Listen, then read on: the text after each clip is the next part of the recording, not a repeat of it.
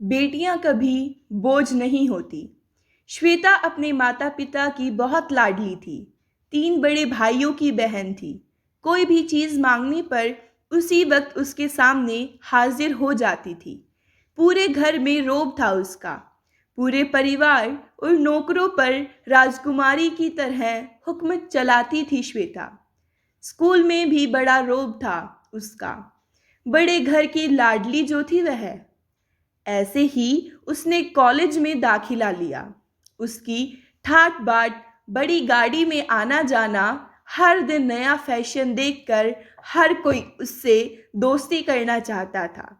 थोड़े ही दिनों में उसके बहुत से दोस्त बन गए। पूरे कॉलेज में उसकी अपनी ही एक पहचान थी। इन दिनों उसके घर एक रिश्ता आया।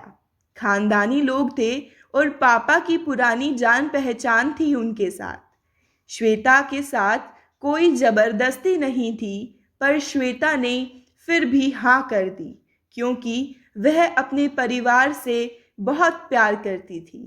वह जानती थी कि वह लोग उसका अच्छा ही सोचेंगे।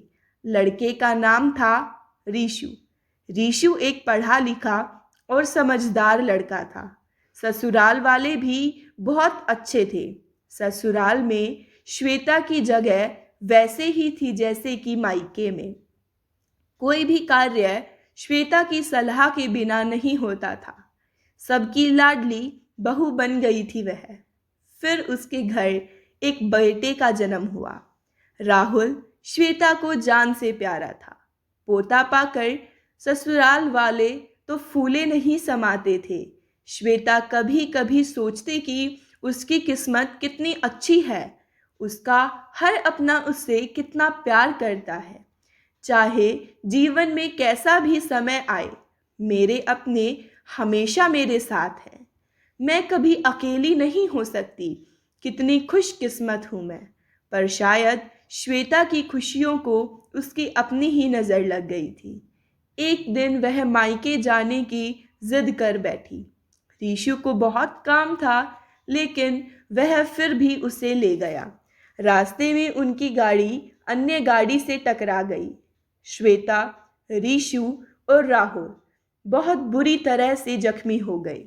काफी दिनों के इलाज के बाद रीशु और राहुल तो ठीक हो गए, लेकिन श्वेता पूरी तरह से ठीक न हो सकी। सर पर चोट लगने के कारण वह अपने आंखों की रोशनी खो बैठी।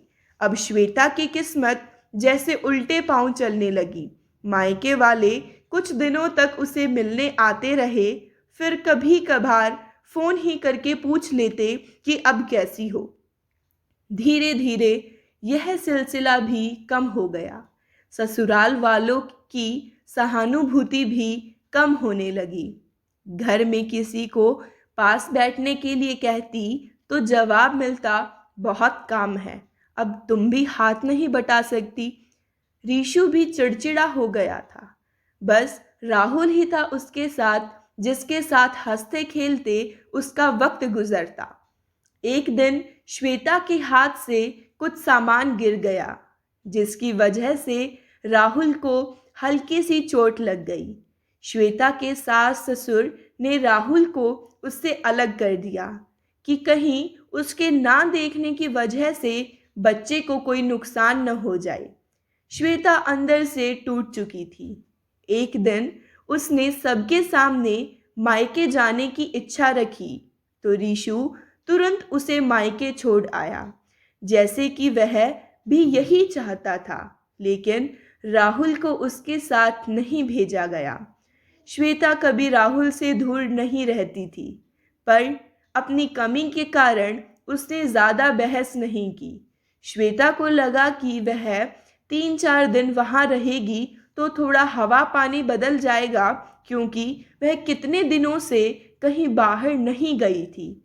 घर वाले भी कितने दिनों बाद उसे देखकर कितने खुश होंगे।